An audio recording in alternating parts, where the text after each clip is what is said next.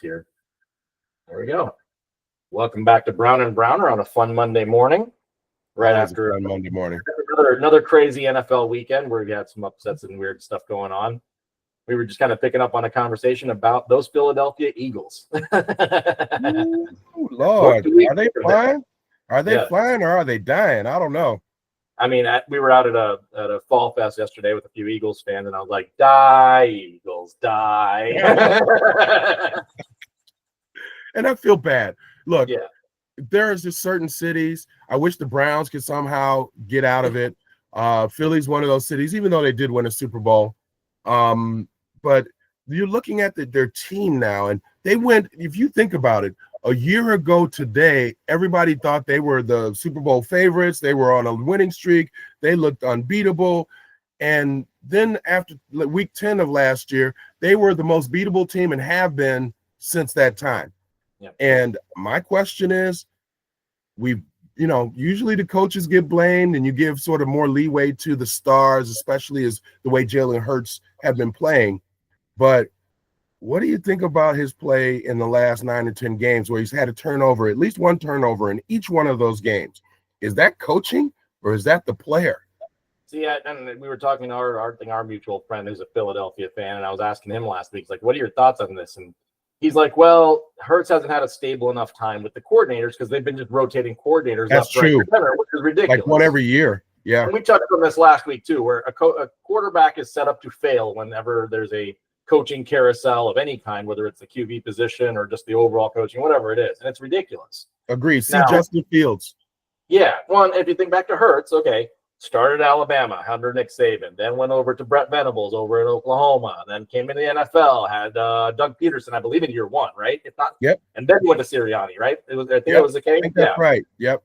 Yeah. So I mean, it's ridiculous. Now you got your third offensive coordinator, I want to say, probably in the last 4 years. Like, it's ridiculous what he's had to deal with. So there is some bit of blame, I think, there in terms of how to manage the dynamic personnel that they have with the Eagles. I get that, and obviously Hurts is physically capable of not only throwing but running. We know that. Has he been able to do that? Probably not. He's honestly been kind of cooped up in the bird's cage, if you will, a little bit. Well, their offensive line. I'm sorry, and I think this is this to me is something that all of these in office or in studio commentators and such have been bringing up, and I think it's been falsely brought up. Yep. A lot of these players, it isn't their fault that as soon as they say hike, they're running for their lives. Yeah. I don't care if you were freaking Roger Staubach of old. If you were sitting in the pocket and you had less than 2 seconds from the moment you said hike to throw the ball, how effective are you going to be unless you're throwing 1 yard, 2 yard passes constantly? There's only one man in history that's ever been able to do that, and he had to use drugs to do it. His name is Brett Favre. And Brett Favre, you see what's wrong with him now, too. Yeah, you see all that CTE kicking in a different way. Yeah. So, some of these quarterbacks, Bryce Young being one of them, when you get a young quarterback, give them some blocking. They can be effective. Give them an effective scheme where, hey, you know what? Our offensive line isn't that good. Let's roll left. Let's roll right, wherever our strongest side is, so we can give him a few more seconds for the play to develop and him to be able to go through his progressions. They don't have that time right now. If I were a GM, which would be kind of a cool job, in any draft where you're forced to take a quarterback in your draft, whether it's first, second, whatever the hell it is, in that same draft, you should be buying an offensive line. I don't care what anybody says. Now, if my case in point, look at the Chiefs. Now, they didn't get Creed Humphrey in the same draft as Patrick Mahomes.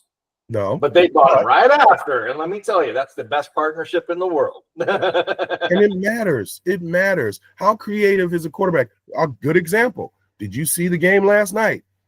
Yeah, or yesterday? Yesterday. Was last night. Was it yesterday or last night? The Ravens against the Bills. Yep.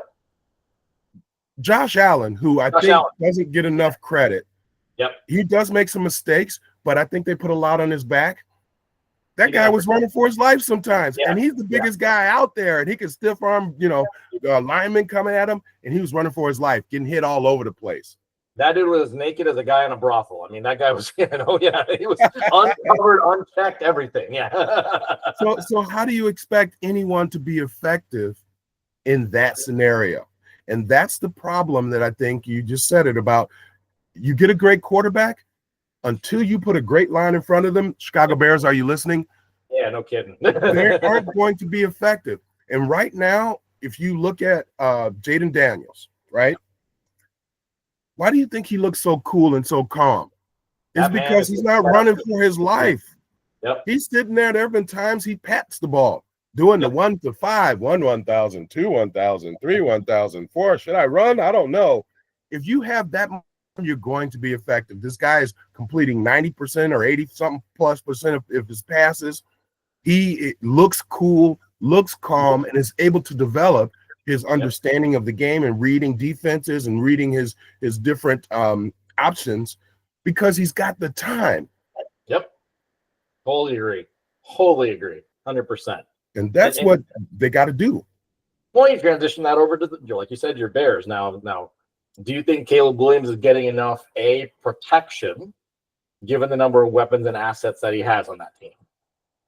Not at this point. Hopefully they will develop into that. I don't feel like they're doing it. The other thing that I think you have to do for any quarterback, but especially a young quarterback, is develop a running game. 100%. You have to keep the defense honest. Yep. Yeah, if you can't run the ball, and now you have this guy, and they're just pinning their ears back like Dobermans. As soon as you say hike, I'm in your backfield.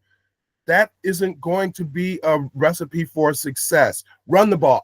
The Bears' problem is they're not running it effectively, and then they abandon it. And that's wrong. I don't care if you run it and get one motherfucking yard, get that one motherfucking yard, because at least the defense knows you're still committed to the run. If you just bail on the run right away, now you got your quarterback running around, hoping that he can find something, but many more times than not, you watch him, he's even flailing, try to get the ball out of bounds, throwing up Hail Mary passes that hopefully don't get intercepted. See, and I don't blame him for that.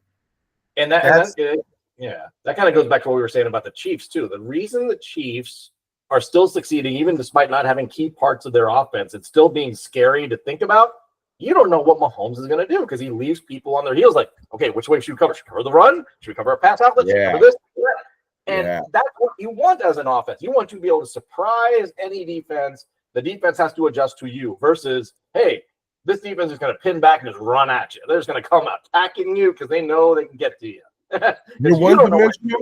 If you're one-dimensional, this is the pros. There's a reason why only 1.6% of college players make the pros, because everything's faster, stronger, harder.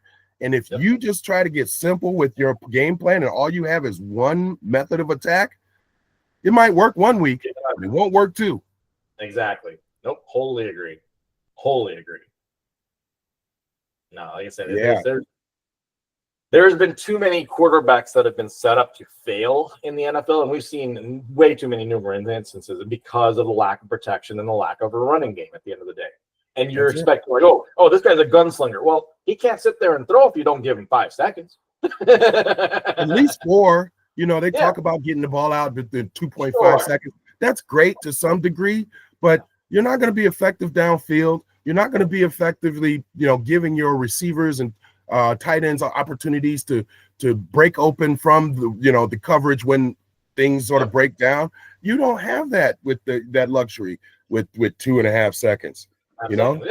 That's why Kelsey's not getting the ball as many times, because it's taking him 3 seconds to get free. Mahomes is getting a little scared. Boom, I'm going to throw it over to Worthy. Boom, I'm throwing it to Rice. Boom, I'm throwing it. No, don't throw it to Sky Blue, Sky Vodka. That dude sucks. But that's what ends up happening. Hey, I'll give you an example. When was the last time you heard Sam Darnold being spoken in the way he's been spoken about in the last 4 weeks? When? In his whole career. When?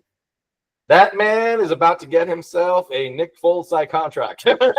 He is, because he's playing. They're putting him in the right situations. And I think another key aspect about the teams, especially the young quarterbacks that aren't really being as effective right away, is the fact that they're always playing from behind.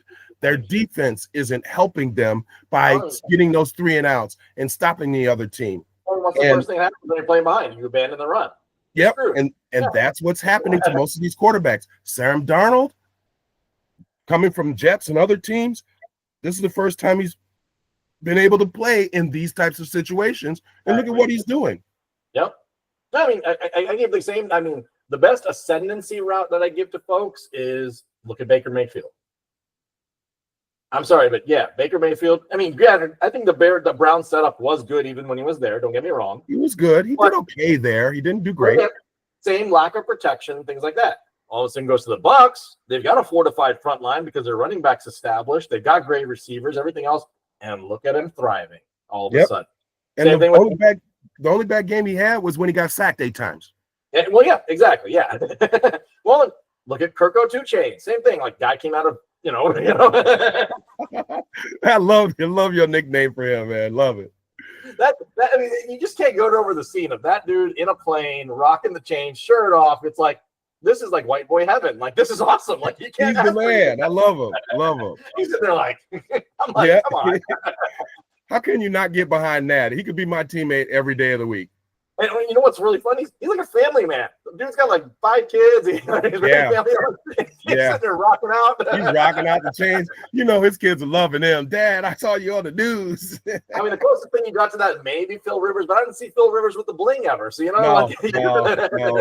Phil Rivers was bland. He was like cereal without sugar on it, like cornflakes without sugar. That was him.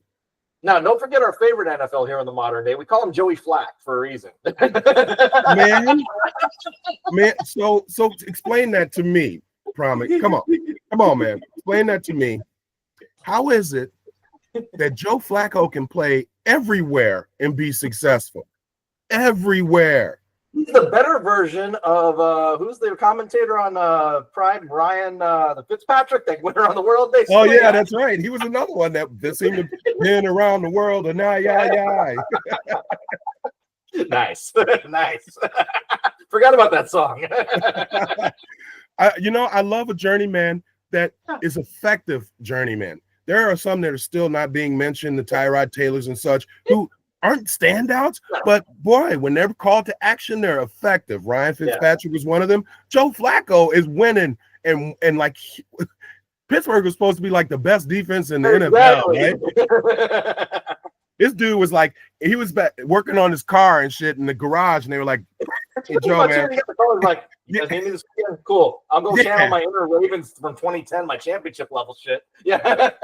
The dude just balls. He's called the duty. The dude just balls. Yes. No. He went to Cleveland last year. He took Cleveland to the playoffs last year. Dude just balls. I want to see Joey Flack come back to Baltimore. Seriously, Well, you don't want to see him come back to Baltimore because that would mean Lamar. You don't want to see that. Well, that's and again, not to get off topic on Baltimore, but their problem is if Lamar goes down, the sink goes down, the entire ship goes down, and they've got to get some kind of plug in there to fix that problem because they know he's going to go down. Unfortunately, the way that he plays is without abandon, and which is great. I mean, he's great for football. He's great for everything. He's great for a team, but he's going to get hurt that way. We got the stupidity. As much as I feel bad for Tua, the man doesn't run head first into a guy as a quarterback. I'm sorry. Especially if you've already had a couple of bouts with it. Exactly. Talk about a guy that should be sliding feet first. He should be the role model of sliding feet first. That dude should be practicing with the baseball team on how to fly to second every single freaking day, without cause. Every time. Matter of fact, he should be the guy that has you see those special helmets that have the extra thing on top. That should be him all day, every day with extra padding. And anytime he crosses the line, there should be he should have what do you call that? An ankle monitor on an ankle bracelet to give the criminals. As soon as he passes the line, it should shock him and make him go down with his feet out. It should just do that right away. I'm just saying. That was hilarious. But that's the thing. You see Lamar always goes down. He's fine. But when that dude gets hurt, it's usually his ankles and stuff, which is justifiably so. The dude's just ankles, knees, fast. I get it. Yep. He's gonna break ankles too. On his own matter. But that's where they don't have a backup plan in Baltimore. And I'm thinking to myself, How I much saw the guy last night. How bad is that? You got Joey Flacco, obviously being a journeyman. I get it. But as an organization that won a Super Bowl with Joey Flacco at the helm, you would think just in terms of just, long-term cred for the organization and protection of your own quarterback, why not bring in Joey Flacco as a backup and sign him to a contract at the beginning of the year? You're not wrong. I think you have a great point because he knows the Baltimore system. Yeah. And as he showed yesterday, he knows the AFC North. So if nothing else, anytime Lamar has issues, you can insert him and have him in there for a game or two and feel confident that you can win half of those games and still be able to get Lamar to be on the men's and be in the in the mix for playoff contention and seeding and such. So I agree. What's that saying in Game of Thrones? You have the king of the North. He is still the king of the North. Still a decade down. He is. He showed it yesterday. I mean, Anthony Richardson goes down. They put in Flacco, and what did he go, like 16 for 22? Like, come on, man. Yeah, he's balling out. You got to love that. Dude is like Aaron Rodgers old, and yet he came in there and he did the job.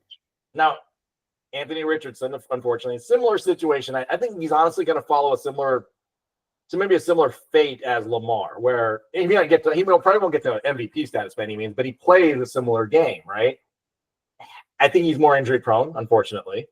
The protection in Indianapolis is questionable, obviously. I mean, there should be able to have protection. I mean, Jonathan Taylor can run, right? Like, we know that, right? Hey, I don't know. He runs, plus Flacco didn't seem to get dirty, did he? Yeah.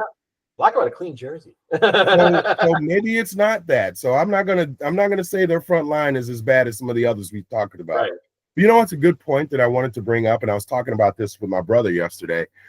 They have like a special on one of these Prime or something. Yeah. The evolution of the black quarterback and how everything that you were talking about were the fears that many of the guys, although there was one overarching thing that was to me a slap in all of the black quarterbacks' face, is that they always felt like the black quarterback was not cerebral enough to be able to comprehend the offense and run an offense like their counterparts. We'll just say that. And what the counterpart of white or black, you get the picture.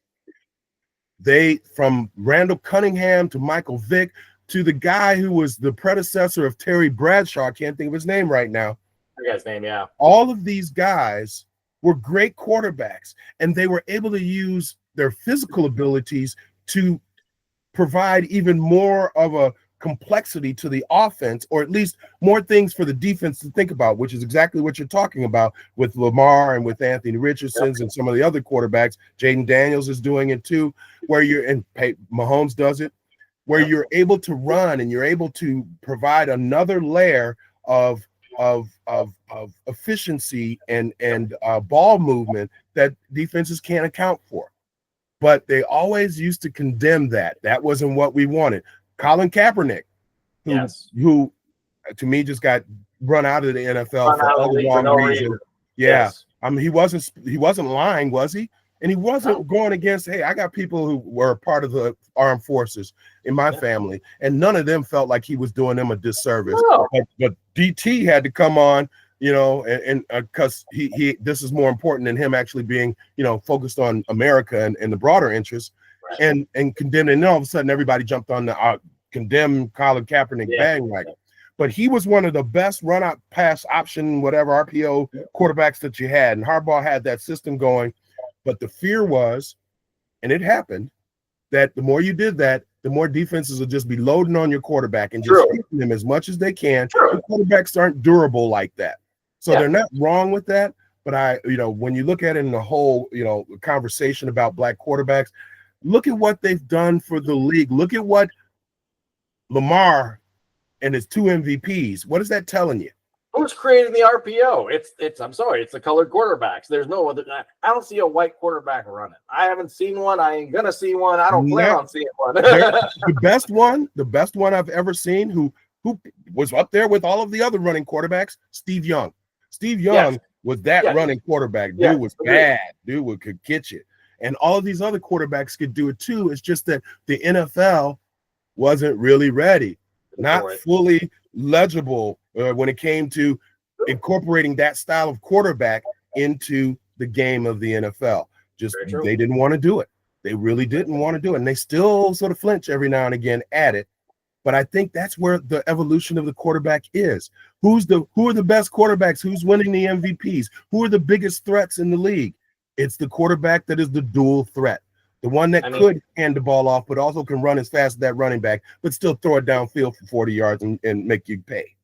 I mean, obviously after the fact, Cam Newton's come off as a little, at times nowadays, but that 2015 season Cam Newton put together, Newton. You cannot top that season. I don't care who you are. I mean, I know Lamar's done it as an MVP. Don't get me wrong. Right. That 15 years statistically cannot be beat by any effing quarterback in the league. I mean, and he took him to the Super Bowl. Yeah, exactly. He carried an entire team that honestly probably didn't belong as much in that Super Bowl. He carried them there. Yes, I'm a huge Steve Smith man. Don't get me wrong. That dude is like one of my heroes when as a wide receiver. Oh yeah, he's got a toughness, but he's diminutive, and that was his downfall. Was his dominion? He was too small. He had the biggest heart. He played hard. He could be on my team any day, but you can't expect that to always come through. If he had Devontae Adams' stature, oh gosh, yeah, you're unstoppable. Yep. That team was legit. Don't get me wrong. That Panthers team, they were going up a tough bow. We knew that they were probably going to lose in that Super Bowl. But that 2015 campaign by Cam Newton, still one of the best things I've ever seen in my life. And maybe he gets topped one of these days. And Lamar could still do it. Don't get me wrong. He's still too young. Lamar's still a baby. That's what people don't realize. Dude's barely 25. Anthony Richardson has that ability too. You had mentioned it, and I think he equates to that, maybe not Lamar level, but he has those attributes. Yeah, that's the thing. Granted, I live in Baltimore, and I get to hear all the media bias for Lamar and everything, but I have to give it up for the fact that the dude won a freaking Heisman. As what? And where? Louisville? That was at Louisville, right? That was at Louisville. What is Louisville known for? Football? Louisville's known for two things: Denny Crum basketball. That's it. Maybe Muhammad Ali. That's it. And Muhammad Ali. Nothing else. Never football. When Lamar was playing and doing what he was doing in Louisville, it was incredible. And actually, I think that's also part of what we were talking about, part of this equation too. When you're in college, those quarterbacks, all of the ones that we've mentioned and a few others, are dominating the game in college because they're one of the fastest people on the field, one of the strongest people on the field. But when you get to the pros, everybody runs that fast, and everybody is as big as you. Look at Derrick Henry. Derrick Henry's a running back. What is he? 6'2", weighs like 230, and he outran the whole Buffalo team on the first play of the game. Think about the statistical matriculation of how an athlete works. You grow up in an elementary school, middle school, high school. From high school, you hope to try to play in college, right, at a D1 level, possibly. Yeah, but only I think it's like 10% really, of those players make like D1, right? Yeah, and then out of D1, you're talking about 1%, maybe 2% going pro. 1.6. I looked it up because we were talking about another conversation. 1.6% of all college football players make it to the pros. You went from being one of probably the fastest people in the country in high school, maybe cumulatively. Then you got into college, and you're like, okay, there's some fucking fast people here, and maybe you get to the top of that. So then you're on the top of that echelon at 17%, which is incredible. And then you're trying to get to the top of the top at 1 or 2%, and you're playing against those guys in the most brutal, tough environment. I mean, that's real stuff. And the part of our conversation yesterday was about how colleges held on to all that money they were making because, here you know what, we're giving that poor inner city kid an education. And I used to get into arguments with a lot of people. Well, they're getting an education. No, they're not. This dude had like a 5th grade reading score, and he was promoted to the college ranks by fluffing it up and getting people to do the stuff for him. And once he gets out of college, he hasn't learned anything. All he's learned is how to run an offense, how to do this, how to run routes. So that degree doesn't mean jack shit. Even if he gets the degree, doesn't mean jack shit in his future. I haven't seen the documentary you were talking about. I've seen the ads and everything. I've been wanting to watch it with Black Quarterback. At any point in time, do they go far enough to criticize like mannerisms, post-game interviews, and all the eloquence or the lack of maybe eloquence as some of those quarterbacks have had later in life or even during their season or whatever. Because like the big knock here, and you'll hear this in the racial divide in Maryland, which is really sad to hear sometimes. It's like you got Lamar Jackson. I mean, Lamar Jackson is a phenomenal. Yeah, but he doesn't speak like he's from that college degree. That dude speaks like he's out of Apalaca, Florida, in the bayou, like some shit. That's what he is, and that's the thing that people fail to realize. And yeah, the NIL is helping some, but again, these colleges have been making billions off of these players, and then just discarding them, like like when you clean off your plate and the bones are there, and you just throw it in garbage. That's what they're doing, and these kids end up on the corners of their hometowns telling the story of how great they were and live no life after that. I'll throw a name out there, and this wasn't a quarterback, it's a running back and very well known, Maurice Clarett. Oh yeah, remember him? What happened to him? Yeah, Ohio State. Dude was supposed to be the shit. He was supposed to be the kid. He was I think he was a Heisman candidate, if not winner, whatever it was. And then all of a sudden, like he was trying to break the rules, trying to jump in the NFL early, tried to challenge the system, and guess what? He got written out. And then more importantly, after he got written out, now he's in jail with all sorts of personal problems and shit because he never had the support in college to have another career after. Hello. How many other athletes? I think there was an athlete. I want to say his name was Keith Lee. Way back when, I think he went to like Memphis State or something like that. Found him like a Holiday Inn downtown Chicago, throwing stuff off a roof because he was losing his mind. Because again, if you don't make it in the pros, like really make it, you're a nobody again, and you're like right at the door of fame and fortune, and then you end up going back into what the alleyways of the ghetto. Yeah. So these kids didn't get anything out of college, but college made billions off of them while they were there. Oh, yeah. And that was always my problem and my argument with those people who are saying about the degrees. Well, they're kidding. They need to take advantage of the chance. There was never an advantage. Degree. Yeah. Well, and there's never time to, because at that point, you're putting so much pressure on some of these guys to come out of their inner cities, be athletically successful, right? Mm-hmm. So, okay, you can give them a tutor here and there. What are they really learning? They're learning shit. And honestly, my biggest criticism now is, and call me a purist for what college used to be. Like you had rivalries in state, out of state, regionally, all that stuff. And now you've got this mass media market driving how these conferences are built now. You've got teams like Rutgers traveling to UCLA one fucking weekend. Hey, let's come back to Penn State the next week. Let me clap you up, man. I'm clapping you up.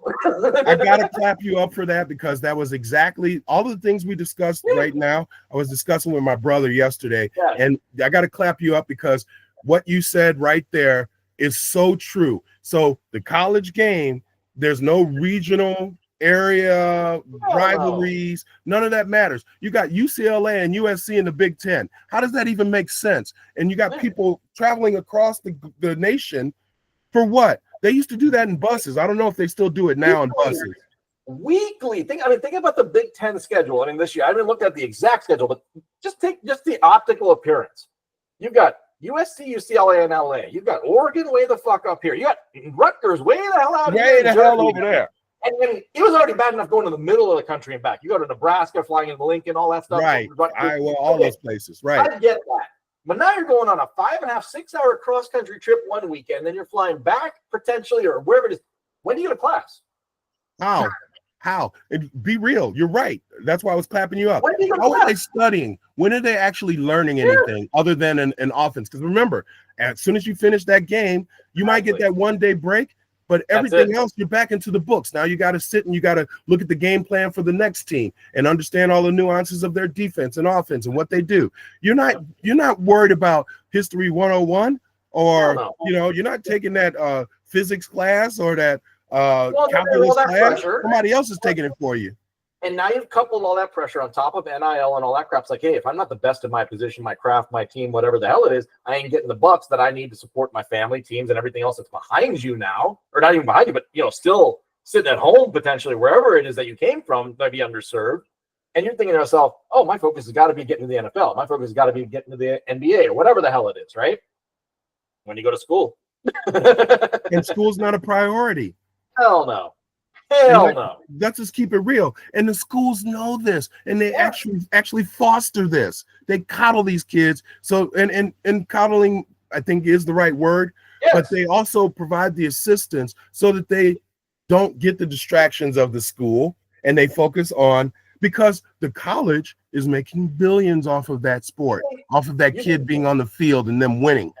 You think kids, like, let's pretend there's a bye week, which I think there is this day and age in NCAA football. I can't remember off the top of my head, but I think there is. There's a bye week. I'm sorry, that bye week is usually, hey, I'm going to go out to the party on the weekends where all the rest of my other friends on campus are. I ain't in a fucking book or a classroom or wherever the hell it is. Like, I'm still 19 years old, or in the case of the guy at Alabama that killed Georgia, 17 years old. Yeah, right. You know, and that is the reality. But again, we smoke and mirrors, and people decide to believe what they want to believe. You really think that for the last 3-4 decades that these kids are really there for the education? Some are, don't get me wrong. Some of these guys, I remember the Robert Smith from the Minnesota Vikings was actually a doctor, and there have been many other examples of that. But that's not the norm. That's not the rule. That's the exception. Yep. The inner city kid who's getting the inner city education from the inner city public schools, and I know this from firsthand, you're getting, you know, you might be in 8th grade, but you're reading at the 4th grade level because of the books that they give you, which aren't the same books that they gave the kids in the areas of the nice areas. So how are you're already at a deficit. How are you ever making that up? It doesn't get easier when you go to college or high school, and it doesn't, because again, you're still focusing on your craft, which isn't the grades, and they let you slide. Most of the high schools, they'll push you through and get you the diploma unless you just don't show up for school at all, because they get paid for that. They get paid to have these kids in the school and that. So they're pushing you through, and then you get to college and you can't even spell your freaking name. And then what? You're supposed to get a college education and be able to use that diploma to be able to further your career if you don't make it in the pros? Stop telling me that bullshit. Well, I'll take the conversation even further. So I was like, my kids are going through elementary school and all that. My principal's ridiculously active. Got to give her credit, but she gives these great stats every year to prove her point. By the time a kid gets to 3rd grade, nationwide, only 58% of kids are reading at literacy level. That means 40% are falling behind. And this is in the United States. And think about what that average means. Average. So the kids in the good neighborhoods where you're at, where I am at, they are the 70%, the 80, 90%. Yes. And then everything else is so much more. Way at the bottom. Yeah, that brings it down to that 40-something%, 30, whatever it is. Yep. So that really speaks to where the bottom truly is. Yep. And they never catch up. And that's the other scary part that you brought up. It's like, if they haven't caught up by 3rd and 4th grade, then there is no other point of eventual catch up, because that fundamental level's lost at that point, and they can't ever grow from that. No. And go back to urban schools and things like that, inner city schools that don't have the resources, or wherever there are no resources, even if it's rural Kentucky, whatever the hell it is. That's a problem. I mean, huge problem. And again, going back to sports, okay, let's say a kid has the God-given talent to play whatever sport it is, and has, unfortunately, these limitations by academic standards. They're still going to shovel him along, let him become the great high school hero in whatever sport he is, get him into college somewhere. Does he have life skills at that point? You know? Like, you know. And they're set up for failure. So for every 1.6 that are making it to the pros, how many of those are not making it to the pros and end up as life failures? But they had had this great life up until they were about 20. And then reality hit them, that they were just being used by the system. And unless they had exceptional talent, and more importantly, there are a lot that have exceptional talent, but you got to have the fortitude and the desire and the passion and the want and the grit. Not everybody has all of those things that lead you to become that 1.6%. So what are you going to do after that? And trust me, I've sat and talked to these guys on the corners of some of these neighborhoods where, man, I remember I was playing ball at South Carolina, and I was this big time hero. And now look at him. Yep. So, that's it. Let's keep it real, folks. And again, I hear the arguments of course, but I'll just say this straight out, and you can like me, you can hate me for it. Plantation owners took the credit for many of the things that slaves created. But they had the money and they had the slaves. Does that mean that they were entitled to do that? Exactly. It's the same mentality. It's the same mentality. Is people aren't going to ever write it that way, unfortunately, because they're too afraid of the backlash. But that's exactly what it is. I mean, so when you hear people talking money, the amount of money, and I get to see this firsthand because my dad's still doing referee work in the tennis world in the NCAA sports. The amount of money flowing through the NCAA is ungodly, and I'm talking. My dad's working in a non-revenue sport. Think about that. Oh, right. Getting paid handsomely on weekends to referee that sport. I remember you telling me that. And you've got folks. I mean, clearly. NCAA football, and NCAA basketball, all that stuff is the revenue generators. Those are the ones that pay for these things. There are 80,000, 90,000 people, kids, whatever, going to these games every weekend. I get that. Every weekend. 100 and some thousand was at one of the last games. Michigan game. Oh, yeah. I mean, like hell, yeah. Northwestern sells out every weekend. I mean, you could take your pick around the country. Think about the money being generated just by those football stadiums, the basketball games. Trillions. And people talk about, finally they're doing NIL. They equate that. NIL is a drop in the bucket. It's pennies to these folks. And guess what? The colleges don't even have to pay it. It's coming from third-party sponsors because of the allocation of how NIL works. You're getting your local car dealership to sponsor XYG Jimmy over here that can shoot a three. When it was undercover and they were doing it before, they called them boosters, and they were handing them envelopes when they go to the car dealer. Hey, come over to this car dealership. I got a hookup for you. Give them $1,000 for their performance last week. Greatest movie in the world to ever highlight all the expose of NCAA was called Blue Chips. If anybody's ever seen it, had Nick Nolte. I know the movie. I never really watched it. I gotta watch it. It was priceless. In 1994, 95, I forget when they wrote the movie. I think it was something like that. It was Shaq's first year out of the NBA. Yes, it was Shaq. Yep. Arguably one of the greatest exposés on how bad and corrupt the NCAA system is. And it was great. So well written, so well acted. The fact that they brought in Penny Hardaway, who had that story literally in real life. Shaq, who literally had the story like, I didn't make my SATs. Well, guess what? We know you didn't. Same with this guy named Derrick Rose. Like, we know this. Derrick Rose is blatant. He didn't even take the ACT himself. Somebody else went in there too. Yeah, somebody else do it. See, that's the thing. and they just happened to get caught. But how many times does that happen when they didn't get caught? No, and see this, and I'll get on this. This is a different topic for a different day. And you're right about Blue Chips. It was 1994, just so you know. 94, yeah, that's awesome. So the NCAA comes back and does their investigation after the finals have already been played in 2008. Memphis already made the finals. Kansas won the title. Yada yada. 5 years passed by. It's like, oh, Derrick Rose, by the way, cheated on his SAT. Oh, we'll have to abdicate their wins. Who the hell cares? I still remember we played Memphis in the finals. You ain't going to erase that from my mind. Yeah, exactly. We're going to erase that from the books. I mean, it's, we'll talk about it 5-10 years later and we'll do this, even though they knew it was happening. I will talk 30 years from now and tell you that Derrick Rose and a guy named Chris Douglas Roberts missed their free throws at the end of that game. And that's why they lost. Yep. You can erase it from the books, but yeah, not out of your mind. Yeah, I'm like, okay, well, they'll have to advocate their wins or whatever. I'm like, okay, just because this trophy isn't sitting in Memphis's bookcase or whatever the hell it is, doesn't mean that it didn't happen. It didn't exist, and you didn't catch it in time for that shit not to happen in the first place. The NCAA, to me, has always been a corrupt system. It gets even worse exposed by the fact of what we all just been talking about here about how blatantly it milks the system and literally treats it as a plantation, because that's what it is. It's stealing shit from all of its workers. It's as simple as that. We're going to make all the money, and you'll be happy that you have your job. You're happy that we allowed you to come to our college. Okay, we gave you this scholarship, which represents X number of dollars. But remember, that scholarship didn't cost us a penny, really. But, because there are other students in that class that are helping to pay for what you're getting for free. So let's be real about it. Let's keep this, let's not lie and be stupid about what we're seeing we're talking facts, not fiction. And I'm telling you, it's a crying shame. To me, if there is a Mount Rushmore to be put up anywhere, Ed O'Bannon needs to be put on the fucking Mount Rushmore. He broke the system, thank God. He broke the system, but another one of those, you talked about Claret?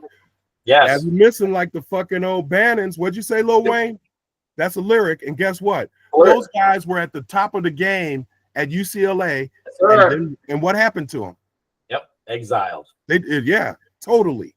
Because again, the systems in place, these are billion and trillion dollar money makers annually. They don't want to hear that garbage. They didn't want to hear Kurt Floyd when he was doing it. They didn't want to hear those people. You can put O'Bannon, Claret, Colin Kaepernick, as far as I'm concerned. Colin Kaepernick. All of these guys belong on some kind of recognition wall because of what they've done to challenge the system and change the system. 100% agree. It's ridiculous that they don't get the cred that they do, and frankly, have been buried in history for no apparent reason. Exactly right. Exactly right. But that's what we try to do, right? We try not to teach history anymore. We don't want you to know what. Education's a whole different criticism I can get for another day. Yeah, but that's where we are. We don't want these people to be, known for the things that they did. We want that to be pushed under the rug. That's especially in America. Of all of the countries that I've been to or learned about or know people who have given me the history of, America is the one country that doesn't want to talk about the history and what atrocities that were done.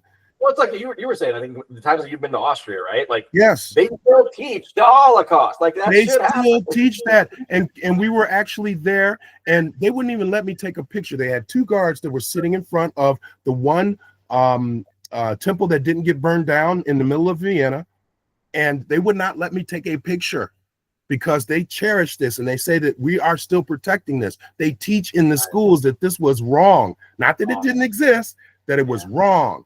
Sure. What do we teach in America about slavery or any other thing, oppression of any race of people? Nothing. We're trying to continually to get rid of it, and we want to get rid of any evidence that anybody of these races did anything great.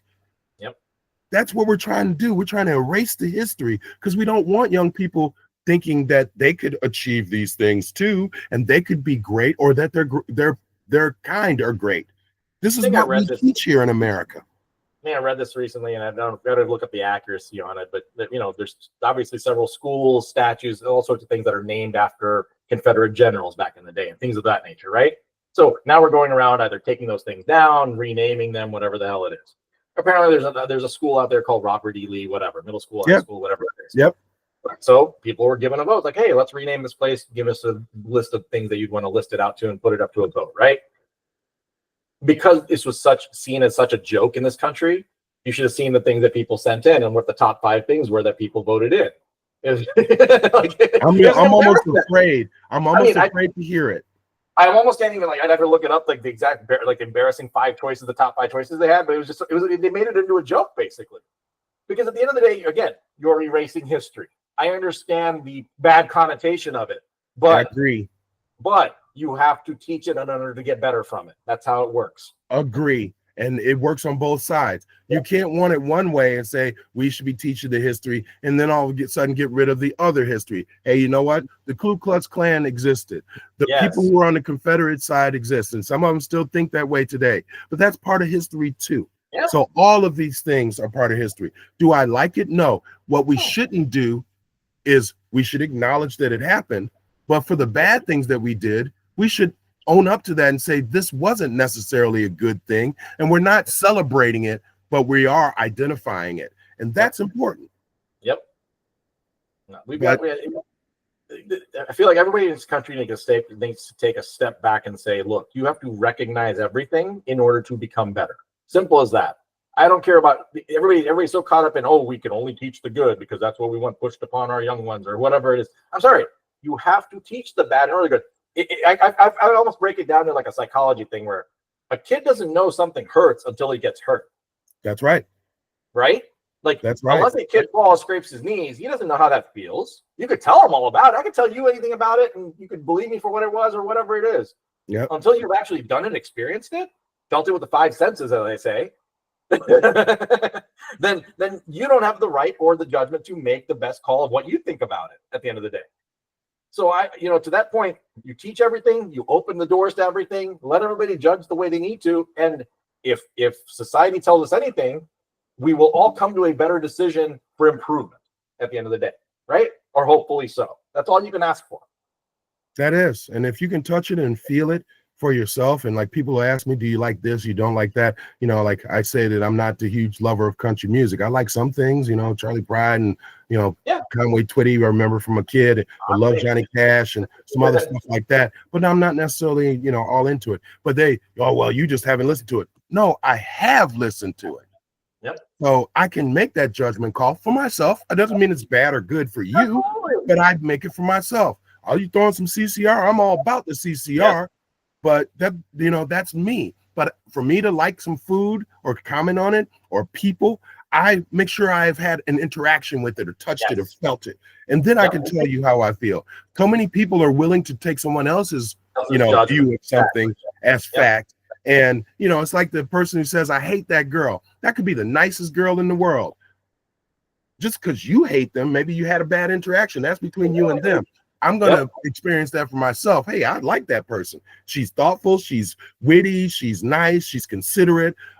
Why do you hate her? Why do you hate her? We don't get to that point. We don't question things like that anymore.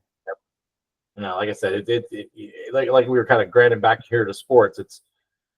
We're always quick to judge, and we accept the judgment of others so quickly that we fail to go back to the most basic things as humans to just experience the world.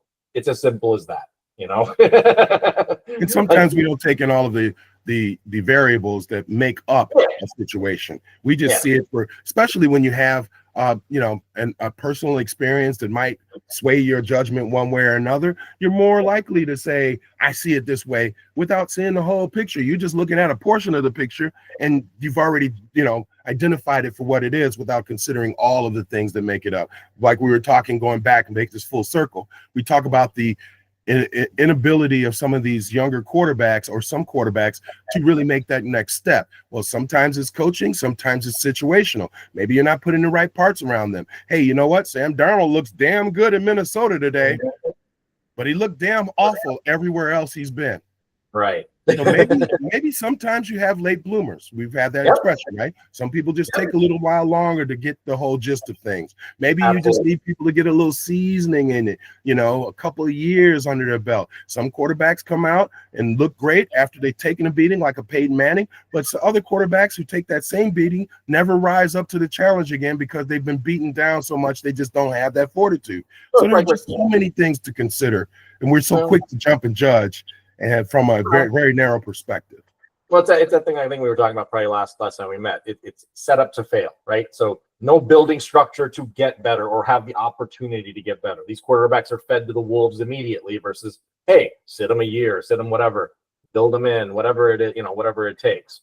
And that's inherently the problem in some of these things. Now, Darnold was, I think, thrown to the wolves with the Jets. I can't remember exactly. I want to say he was. Yeah, I want to say he was. That didn't work out so well, obviously. And the funny thing is, he came out of just 1 year of college. He had 1 year of play at UCLA out of that entire tree of things that happened there. You suck Trubisky. Exactly. Yeah, bitch Mamiski over there, whatever his name was. Yeah. 1 year at North Carolina or whatever the hell. That's right. And North Carolina isn't known to be the powerhouse college U for quarterbacks. Daniel Jones and Duke. I mean, I'm sorry, he ain't no Christian Laettner, Nah, like if I'm gonna go get some nice stuff, I'm gonna go to Whole Foods. I pay a little bit more money for it, but it's a better quality, Trader Joe's, whatever.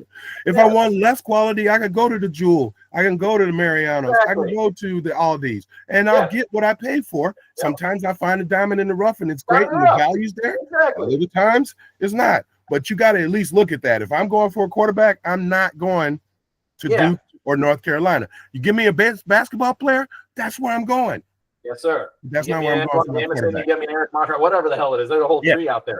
Yeah, exactly. I'm willing to do that. But that's, again, knowing where you're shopping, knowing where you're going to get your value, understanding the landscape to really get the, to understand what your outcomes are most likely going to be. I ain't going to Iceland to get a mango. Simple as that. All right? Never. No. But I might get a girl from there. Now, interesting note. I don't know if you saw any, and I didn't catch enough of it. The President's Cup over the weekend. So I did, and I'm so fed up with this stiff-collared ass. It's the tradition. Yeah, some of these traditions are so old they need to be changed. Exactly. What happened to having emotion about what you're doing and being able to express yourself even just a little bit?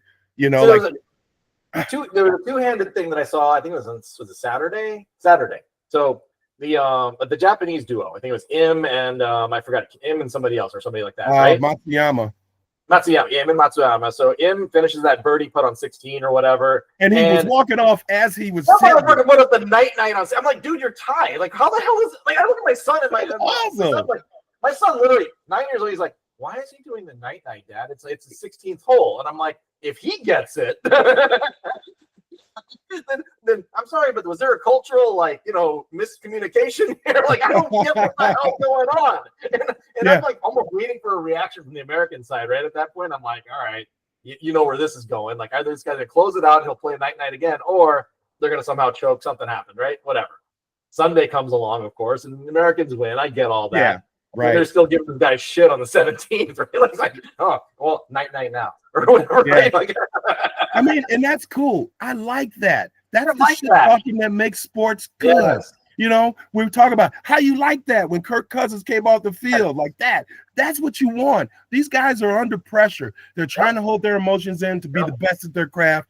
Let them be whatever they are. There's a level of professionalism, and there's a level of you need to have some fun with it. And you need to have fun with it at the end of the day. Yes. You know? And I do agree with, so Friday, I think Kim, the two Kims. US was getting spanked on Friday. They were down like 5-0 or something like that, right? Well, I think they weren't down 5-0 at that point. Yeah. They were, whatever. It was like around the 9th hole. And I think one of the Americans was about to putt. Maybe it was Scheffler. And they walked away as he was putting. As he walked, yeah. And that I can sort of get. That's bad, I wait for you. You wait for me. We go up to the next hole together. You shouldn't be doing that. I don't even like that when I'm playing with people like golf now. Sure. Like if the person, they're only playing for themselves. They finish their hole. They keep going. They don't care about the rest of us. Yeah. Fuck you. So I get that part. But the other stuff they were doing, that's not in the game of golf. Why isn't that in the game of golf? Yeah. It's okay when we're down at the championship. Which one is that with the green? Yeah. Yeah, there you go. It's okay when you're at the 16th hole and they're yelling up and calling your mama names. That's okay. But it's not okay right here. And this is like one of those international chat. Everything's all rowdy and emotional. Let these guys show a little emotion. They're not robots. See, to me, more Happy Gilmore, less of this stiff shit. That's how I am. You know what I mean? Totally agree. I thought it was cool. I mean, I feel like I got a small taste of it a couple years ago. I went to the BMW when they had that epic 6-hole playoff, which you can't leave Muscle McGee over there,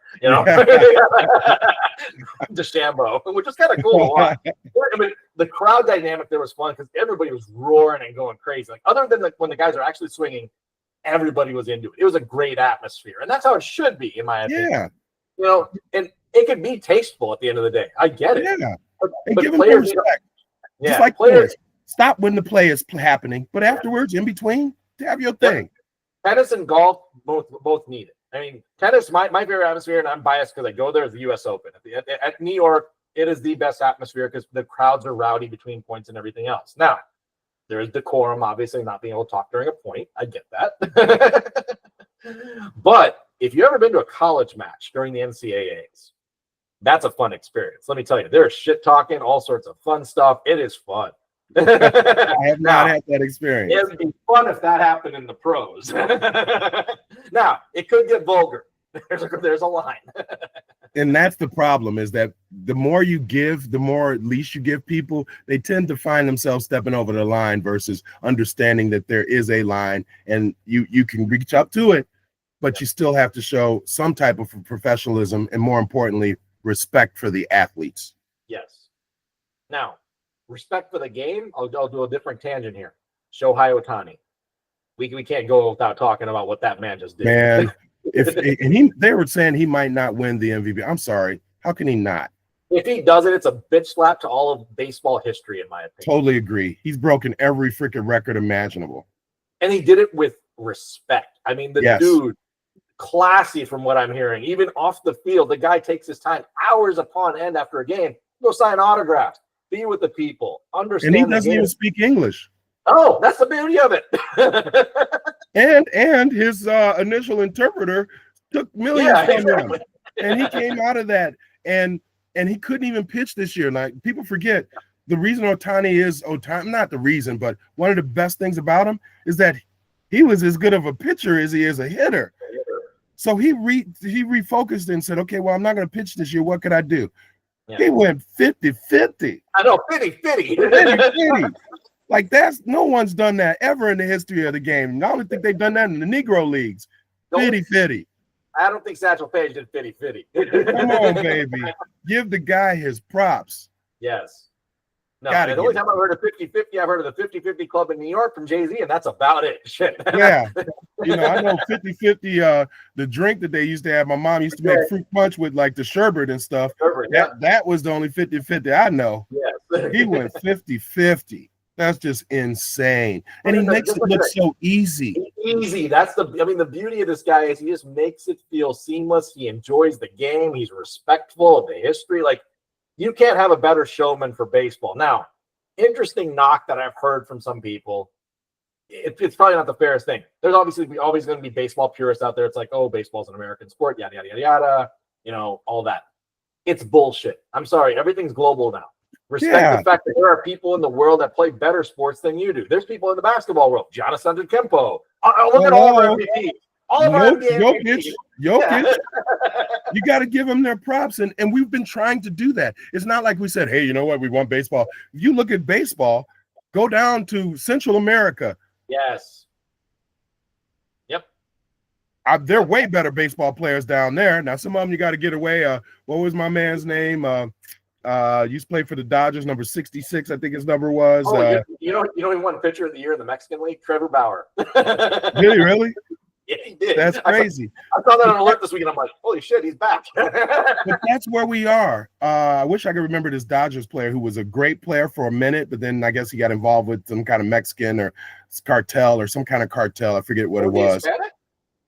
Yeah, he played for the Dodgers. Let me look his name. Let me look him up. Pedro Guerrero? No, not Pedro Guerrero. What was his name? You know him. You were talking about Trevor Bauer, who had got exiled for all the domestic violation and all that shit that he had going on.